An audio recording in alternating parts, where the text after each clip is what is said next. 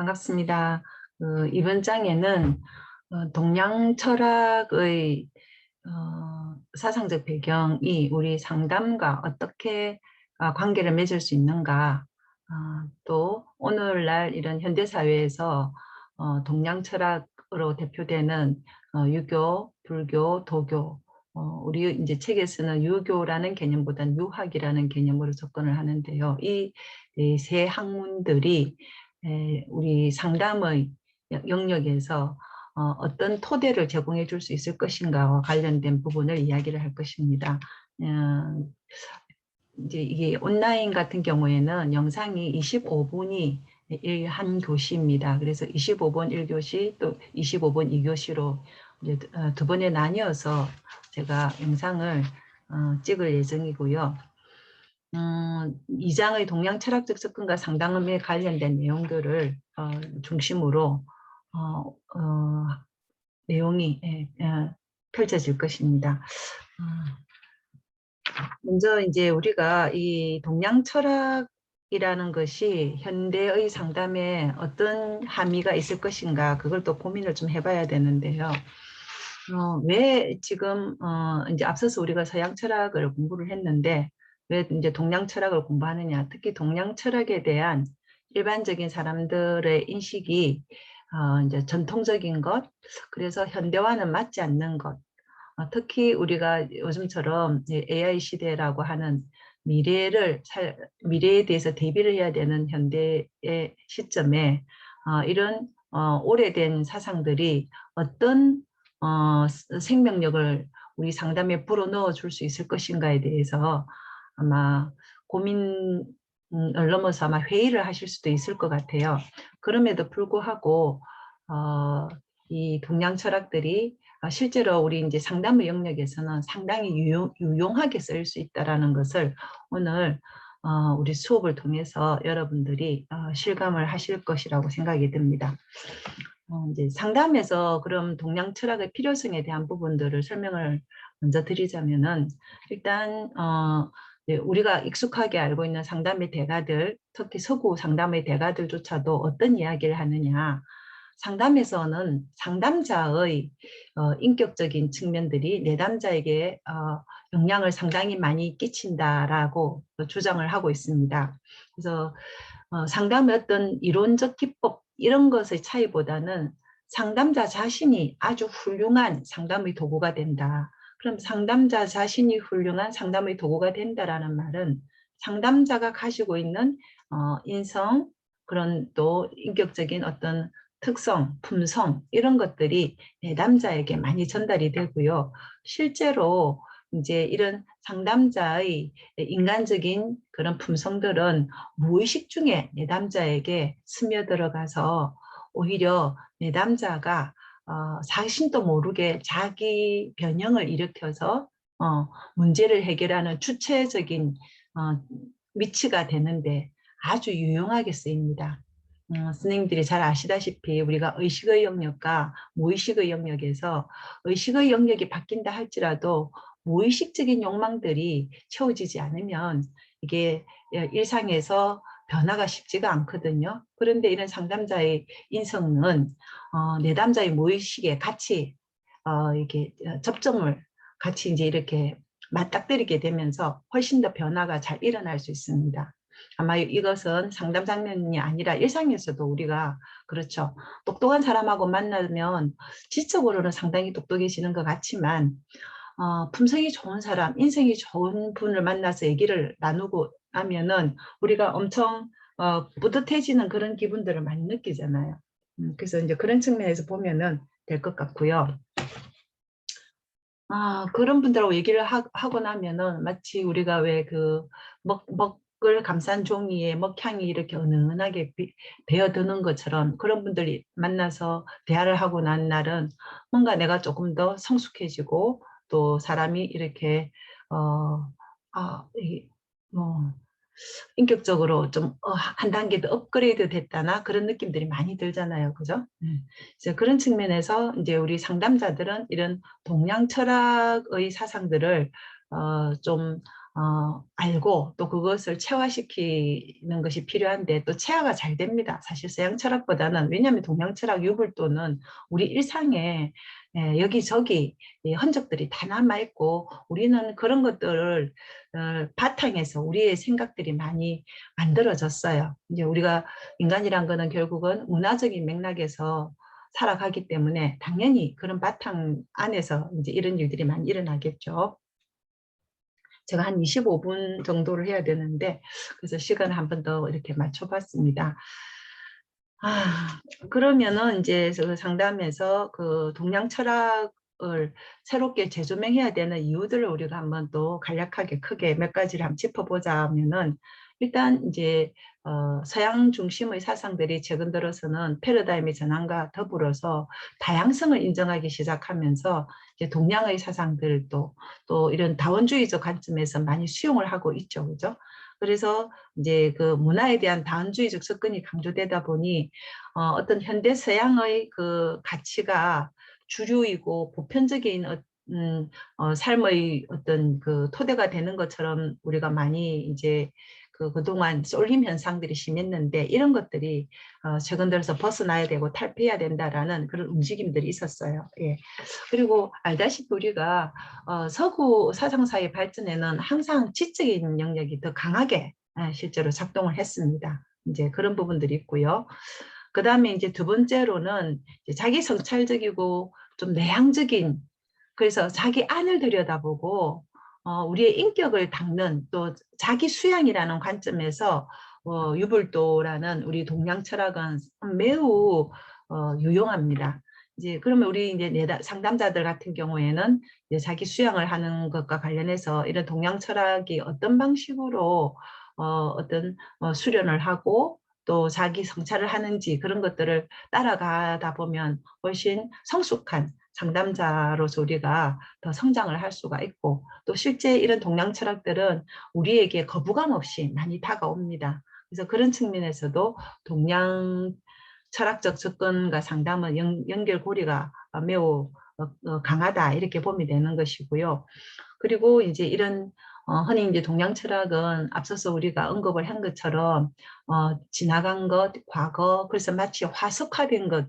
그래서 지금은 이게 생명력이 없는 그런 사상으로 많이 오해를 하지만 우리 일상적인 삶에는 말 그대로 우리는 동양인이고 동양의 문화 아래서 살아왔기 때문에 이런 동양의 문화, 유불도는 우리 일상의 삶 전반에 전부 고루 이렇게 퍼져 있어요. 그렇기 때문에 이제 우리가 이런 것들을 좀 더 개성 발전시킨다면 훨씬 우리는 좀 더 이 뭐라고 할까요? 이런 것들을 받아들 수용하면서 내 것으로 체화시켜서 나를 좀 더 성숙한 인간으로 변화시키는데 유용하다라는 거죠. 이런 이제 철학들은. 근데 그동안 이게 이제 너무 동양 철학에 대해서 우리가 등한시하였다. 아마 이거는 동양 철학뿐만 아니라 우리 사상 전반이 학문 체계 전반이 서구의 학문들을 가져오다 보니까 이런 현상들을 이제 보이고 있는 것 같습니다. 그러면 이제 유불도의 수도론에 대해서 한번 보겠는데요. 화면을 하나 공유를 하면서 같이 보도록 하겠습니다. 제가 줌으로 학생들과 항상 실시간 소통을 하면서 이제 수업을 하는 형태를 취했고 이렇게 일방적으로 이제 혼자 동영상을 찍은 경우가 몇 번 없어요. 그러다 보니 상당히 지금 어색하고 좀 그렇네요. 일단 요거 이제 크게 화면을 만들어야 돼서 화면 만드는 것부터 일단 하겠습니다. 예. 그래서 이제 상담의 어떤 철학적 배경에서 동양 철학 유불도의 수도론에 대한 부분들을 보도록 하겠습니다. 이게 조금 꺼가면서 하면 훨씬 여러분들이 집중을 잘해서. 먼저 이제 유불도의 수도론이라고 해서 이제 수도라는 말 자체가 이게 닦을 수잖아요. 도를 닦는다. 그래서 이제 우리가 수양, 또 수양학, 그 다음에 이제 우리가 너무 잘 아는 말로는 우리가 수신이란 말 많이 썼죠. 그죠? 그래서 수신, 제가, 치국, 평천하 이런 말 우리에게 참 익숙한 말들입니다. 이제 우리 동양에서는 무엇보다도 일단 자신을 먼저 닦아라. 그러니까 자신의 인격 도야가 더 이제 첫 번째 근원이 되어야 된다라는 이런 얘기를 상당히 많이 하거든요. 그리고 또 뭐 극기해라 이런 얘기를 또 많이 하죠. 일단 수도라는 거는 자신의 마음과 몸을 닦아서 인간성이라든지 또는 덕성 그런 진리를 드러나게 하는 지행합의의 철학이다라고 보면 돼요. 네, 특히 우리 이제 동양에서는 아는 것만 중요한 것이 아니라 뭐가 더 중요하다고 보느냐면은 그 행하는 것, 내가 아는 만큼 일상에서 얼마나 실천을 하느냐, 그게 아주 중요하다라고 보고 있죠. 제가 펜이 하나 있거든요. 펜을 같이 한번 쓰도록 하겠습니다. 그래서 이제 이 그 지행에서 지 못지않게 서양에는 이제 데카르트 이후부터 사실 인식, 이성으로서 사물을 알아차리는 인식에 주요 초점을 맞추었다면은 우리 동양은 아주 오랫동안 그리고 지금에까지도 아는 것 못지않게 그가 어떻게 행하느냐, 네가 뭐 아무리 많이 안들 실제 행동이 그렇지 못하다면은 우리가 인정을 잘 안 하는 그런 분위기들이 있죠. 아마 이거는 그 실존주의 지난번에 했던 거에서도 그런 얘기 했었죠. 한 번 더 지난번 했던 것 중에 보면은 실존이 예, 본질을 앞선다라는 얘기, 본질에 앞선다. 예. 그것도 기억이 나시죠, 그죠? 누가 내가 아무리 나는 거짓말하지 않는 사람이에요. 나의 본질은 거짓말하지 않는 사람이에요. 이렇게 얘기를 한다 할지라도 실제 그 사람이 거짓말을 한다면은 이 사람은 그 본질이라는 게 없다라는 거예요. 이 사람의 본질은 거짓말하지 않는 사람이 아니라 자신이 거짓말을 먼저 했기 때문에 실제. 그래서 이 사람은 거짓말하는 사람이 된다는 거예요. 그런 이제 실존주의 측면에서도 이런 부분들이 좀 많이 연관성도 있는데요. 그 유불도 수도론에서 또 장자라는 사람, 이제 물론 장자는 유학자는 아닙니다. 이제 도가 쪽의 사람이긴 하지만 장자 역시 이제 수도 정신의 최종 목표는 어디에 있느냐라고 했을 때 이 수도 정신의 최종 목표는 인격의 완성으로 보고 있습니다. 그래서 참된 사람이 있은 연후에야 참된 삶이 있다 해서 사람의 어떤 인격성을 먼저 앞에 내세우고 그 뒤에 이제 지적인 측면들을 내세우고 있습니다. 네, 이 부분이 이제 그 기본적인 어떤 그 입장이 어떻게 되느냐 하면은 동양에서는 네가 올바른 사람이면은 이 올바른 니는 이렇게 배우게 되는 것들도 이제 올바르게 배울 것이다. 근데 네가 올바르지 않으면은 네가 뭔가 알고자 하는 것도 올바른 것을 알 수가 없다. 왜냐면은 애초에 이 그릇 자체가 찌그러져 있기 때문에 네 안에 담기는 내용물도 다 쓸모가 없게 된다. 이런 얘기들을 많이 하는 거거든요. 그래서 네가 이제 좋은 그릇이라면은 그 안에는 또 좋은 내용물이 담길 수밖에 없다. 뭐 이런 차원으로 많이 봅니다. 그만큼 사람의 인격적인 측면을 매우 중요시 여겼다라고 보시면 되고요.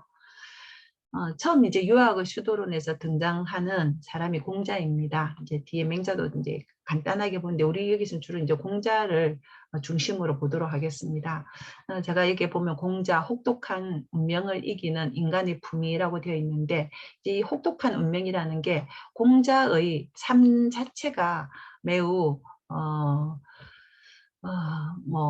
우리가 지금 흔히 상상하는 그런 역경을 더 뛰어넘어서 온갖 정말 고난을 다 겪은 그런 사람이거든요. 그럼에도 불구하고 그런 혹독한 운명에도 불구하고 그걸 극기, 수신을 통해서 인간의 품위를 잃지 않은 사람이다라는 것이고요.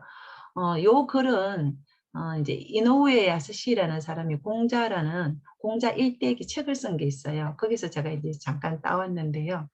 예, 이 공자와 관련된 이제 여러분들의 공자 생애사를 보면 사실 우리가 그 사람이 어떻게 살아왔는가는 그 사람의 생애사를 보면 많이 드러나잖아요. 그죠? 공자의 생애사 자체가 공자의 삶에 그 자신이 배웠던 지행합일과 이 공자의 삶 자체가 상당히 많이 일치합니다. 그러다 보니까 아마 공자에 대한 그 사람들의 존경심 이런 것들이 있는 것 같고요. 이제 공자는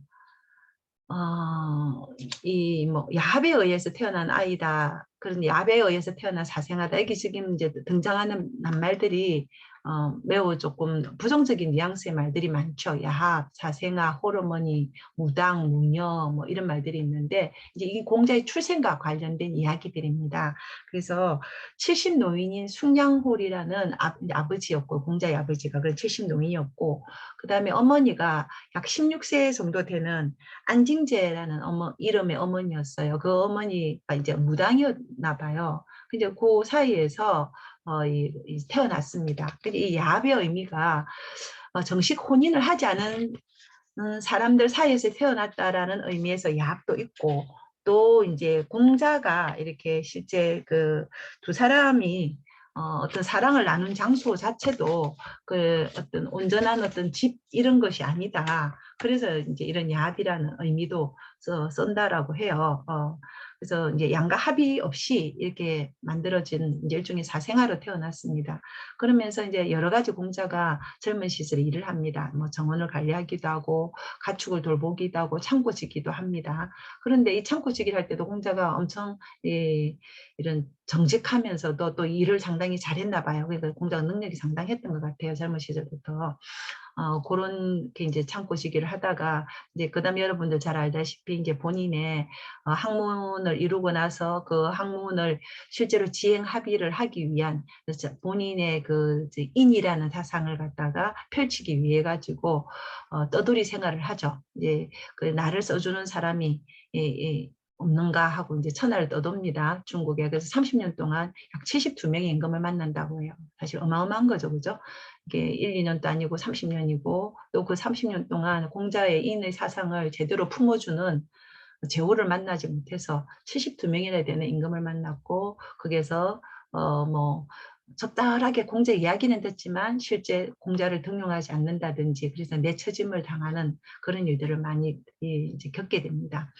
근데 이제 이 공자 같은 경우에는 우리가 또 조금 간과하고 있는 부분이 외로 어떤 보통 교육이라든지 평등 교육 이런 것들을 상당히 많이 추진을 했고 실제로 행하기도 한 그런 사람입니다.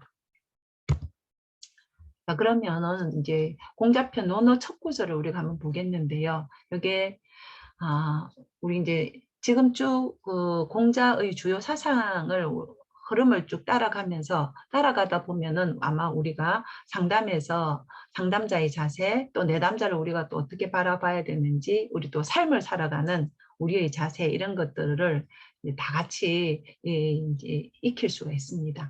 언어 첫 구절에 여러분들이 너무 잘 아시는 거 있죠. 우리 이제 학교 다닐 때 이거 많이 했었어요. 그죠? 자활 하기 시습지면 불역요하라. 그다음에 유붕자원 방래하면 불역호하고 인불지 불온이면 불역군자호 이렇게 돼 있는데 이제 어떤 말이냐면은 사실 이게 이 동양 철학은 제가 매력은 있는데 깊이 있게 빠져들지 못하는 이유 중에 하나가 한자가 를 정확하게 잘 알지 않으면은 이게 동양 철학의 정수를 맛보기가 힘들어요. 예. 이제 근데 저 같은 경우에는 한글 세대예요. 그러다 보니 한자를 어렸을 때 아버지를 통해서 좀 배웠고 학교에서는 제대로 된 한자 교육을 한글 전용 세대다 보니 제대로 된 한자 교육을 못 받아가지고 그래서 이런 동양 철학을 얘기할 때 되면은 조금 더 조심스럽긴 합니다. 그럼에도 불구하고 어쨌든 이게 이제 한자라는 이게 문장을 통해서 이런 말들을 우리가 배워야 되니까 또 살펴보겠습니다. 공자의 말이 배우고 늘 익히면 기쁘지 아니한가 이런 말을 하죠. 근데 이때 익힌다란 말은 우리가 뭐 반복해서 학습하다 그 뜻이 아니에요. 그 뜻이라 보다는 그럼 뭐냐 하면은 배운 것을 현실에서 내가 실천을 한다라는 거죠. 그래서 실제로 내가 배운 거를 현실에 이렇게 써먹어 봤더니 이 배운 것이 정말 의미가 있다. 이러면 정말 기쁘지 않은가 이런 거예요. 매우 실천적인 내용이 사실은 이 공자 논어 첫 구절에 벌써 드러납니다. 그리고 또 벗이 먼 곳에서 찾아오면 즐겁지 않은가. 먼 곳에서 벗이 찾아올 정도라면은 이 사람하고 벗과의 관계가 그동안 얼마나 돈독했는지 우리가 미루어 짐작해 볼 수 있습니다. 뒤에도 나오지만은 군자의 경우에는 가까이 있는 사람을 기쁘게 해주고 또 멀리 있는 사람도 스스로 본인이 발걸음을 옮기게 만드는 그런 덕이 뿜어져 나오는 사람이거든요. 그래서 이제 벗이 먼 곳에서 찾아오면 즐겁지 않은가. 그 다음에 남이 나를 알아주지 않더라도 노여워하지 않으면 또한 군자가 아닌가라고 해서 이제 그 공자에게 이상적인 인간의 상은 이 군자라고 보시면 되거든요. 근데 군자의 이 마지막 구절이 상당히 이제 울림이 큰 구절이라고 생각을 하실 수 있을 것 같으세요. 그래서 남이 나를 알아주지 않더라도 사실 우리가 전부 다 어떤 일을 하고 나면은 왼손이 한 일을 오른손이 모르게 하라 이런 말도 있지만서도 우리 일상적인 사람들은 뭔가 내가 열심히 일을 했다면 누군가 그걸 좀 인정해 주기를 바라는 마음이 있는데 그럼에도 불구하고 남이 나를 알아주지 않더라도 노여하지 말라라는 거니까 얼마나 이제 인격적인 그 수준이 높지 않으면 사실 이렇게 되지 않죠. 서양의 경우에는 보통 우리가 이제 남이 나를 알아주는 것과 관련돼서 서양은 지난번 봐서도 알겠지만 매우 욕망 중심이에요. 그러다 보니까 남이 나를 알아주지 않더라도가 아니라 내가 스스로 남에게 인정을 받으려는 인정투쟁을 적극적으로 펼치는 것이 이제 서양적인 관점들입니다. 반면에 이제 우리 동양에서는 이런 인정투쟁을 하는 것은 원래 이제 우리가 왜 칭찬 하고 이런 것이 조금 어색한 이유가 동양적인 어떤 그 뭐랄까요, 이게 이제 품성이라나 동양적인 분위기들이 그렇죠, 그죠? 그래서 그냥 슬며시 넘어가고 이런 것들이잖아요. 그래서 이 이제 군자는 어쨌든 남이 나를 알아주지 않더라도 노여하지 않는다 이런 부분들이 있습니다. 이게 이제 서양하고의 큰 차이점으로 우리가 이제 볼 수도 있는 것이고요. 그다음 공자는 이제 또 그 논어에 어떤 말이 있느냐면 나는 나이 15에 학문에 뜻을 두었고 그래서 이제 일종의 이제 지학이 된다는 거죠. 그다음에 30에 뜻이 확고하게 섰으며 이 뜻을 세웠다라는 거예요. 40에는 미혹되지 않았고 그래서 우리가 불혹의 나이 40이다 하면서 많이 말씀들을 하셨잖아요. 그다음에 50에는 하늘의 명을 깨달아 알게 되었고 그래서 지천명으로 보는 거예요. 그러니까 우리 50의 나이에 벌써 하늘의 뜻이 무엇인지를 안다라는 것이죠. 그리고 무엇보다도 예순에는 남의 말을 듣기만 하면 곧 그 이치를 깨달아 이해하게 되었고 그리고 일흔이 되어서는 무엇이든 하고 싶은 대로 하여도 법도 어긋나지 않았다라고 합니다. 이 완전한 어떤 인간상, 완성된 인간상의 모습이 이제 이 일흔이 되면은 종심이라는 형태로 드러나는 거예요. 그래서 앞서서 이제 지학이나 이립이나 프로그는 우리가 잘 아는 것이고 이제 지천명이라 해서 50이 되면은 이미 하늘의 이치까지 내가 도를 터서 안다라는 그런 것이고 우리가 우리 동양에서는 이제 가장 인간을 뛰어넘는 게 지난번 니체 같은 경우에는 유보맨시 초인이라면 우리 동양에서는 도인이라 하잖아요, 그죠? 그냥 평범한 장사미사가 아니라 그런 장사미사의 그 좁은 속 마음이나 아주 편협한 시야가 아니라 확 트여있는 그런 도인이 되는데 그 도인은 이미 하늘의 그 명을 잘 아는 사람들이겠죠. 근데 이제 공자는 50이 되면 벌써 그런 지천명의 나이에 이르러야 된다. 그런 얘기를 하는 것이고요. 그 다음에 이제 이순이라 하면 60인데요. 60에 벌써 너무나 이 사람은 사려 판단이 성숙해서 뿐만 아니라 이제 제가 늘 반하는 지점이기도 한데 남의 말을 받아들이는 나이라는 거예요. 이순이 오히려. 네. 사려 판단이 성숙하면서. 네.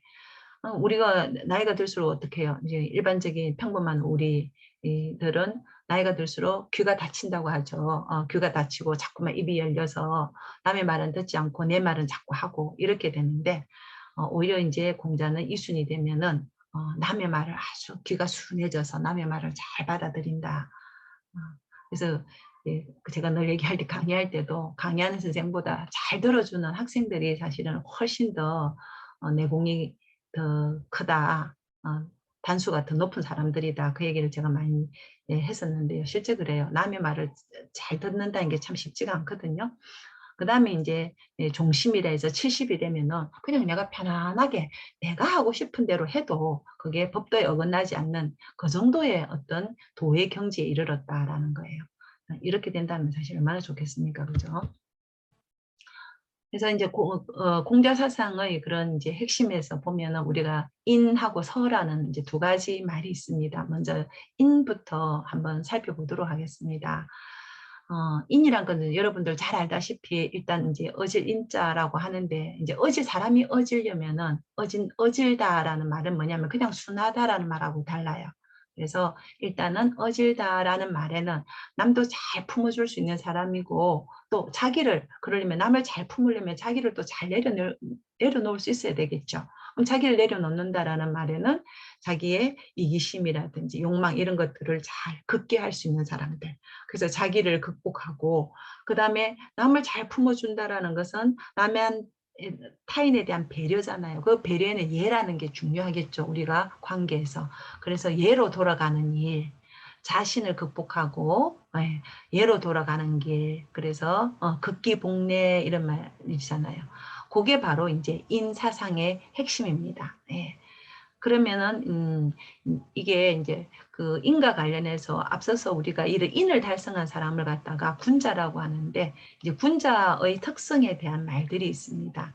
이제 군자의 특성과 관련해서 많이 이제 군자가 어떤 사람이 군자냐라고 이렇게 쭉 했을 때, 대표적인 군자의 특성과 관련된 말이 군자 화이부동하고 소인은 동의불하라라는 말이 있는데요. 여기 이제 화동담론에 나오는 말입니다. 그래서 군자 화이부동이란 말은 무슨 말이냐 하면은, 위에서 보듯이 군자는 옳은가 그른가 이런 거를 따지는 사람이지 내한테 이로우냐 해로우냐를 따지는 사람은 아니다라는 거예요. 반면에 소인은 옳은가 그른가는 일단 뒷전이고, 그게 나한테 이득이 되느냐, 나에게 손실을 입힐 것이냐, 그런 걸 먼저 따지는 사람이 소인인데요. 그래서 군자 화이부동 소인 동의불하라는 말은 어떤 개념이냐면은, 이제 군자의 경우에는 서로 달라도 조화를 이룰 수 있고, 소인의 경우에는 같은데도 불구하고 화합을 이루지 못한다라는 그런 글자 자체의 해석이 이제 우리가 그 안에서 도출이 되는데, 일단 군자는 그래서 서로 생각을 조절해서 화합을 이루기는 하지만, 뭐 본인의 뭐 이익을 얻기 위해서 자기 주관을 버리고 부안해동하진 않는다라는 거예요. 예. 다른 사람, 나와 생각이 다른 사람도 다 품어주지만, 그러나 그 품어주는 이유가 다른 사람이 이익을 얻기 위해 가지고 내가 그것이 옳지 않은데도 불구하고 따라가는 부안해동하는 이런 일들은 하지 않고, 소위는 이익을 얻기 위하여 주관을 버리고 상대방에게 부안해동은 잘하지만, 이제 내 이익과 관련 없는 것과 관련해서는 이런 생각들을 조절해서 화합을 못 이룬다는 걸, 한마디로 다른 사람을 잘 못 받아들인다 이렇게 되는 것이고요. 또 이제 인사상에서 앞서 조금 전에 이제 한번 언급이 됐었는데요. 근자열, 원자열에서 가까이 있는 사람을 기뻐하게 하고 또 멀리 있는 사람도 찾아오게 만드는 것, 그게 이제 인사상이고, 이런 인의 사상을 잘 달성한 사람이 이제 군자다 이렇게 보면 되는 거예요. 그래서 우리 이제 이런 부분들에서는 상담에서도 이런 것들이 다 인용이 되겠죠. 특히 군자 화이부동 소인 동의불하 이런 경우에 상담자 자신의 모습, 상담자가 자기가 추구하는 어떤 특정 이론만을 따라갈 것이냐, 아니면은 내담자에 맞추어서 우리가 그런 이론들을 적절하게 쓰면서도 항상 내담자에게 귀를 기울이고 현실 속의 내담자의 삶이 어떻는가를 늘 살필 것이냐, 전문가인 상담자 자신이 추구하는 이론이나 또는 자신의 주관 이것만을 고집할 것이냐, 이런 것들도 이제 이런 군자 화이부동 소인 동의불하라는 공자의 인의 사상을 가지고 또 상담자 자세, 또 상담의 어떤 방향성을 우리가 또 가늠을 해볼 수가 있습니다. 그러면 1교시는 아마 25분이 된 것 같아요. 그래서 일단 여기까지 하고요. 이제 2교시 또 더 하도록 하겠습니다. 수고 많으셨습니다. 공유를 중지하겠습니다. 중지하고요. 종료 1교시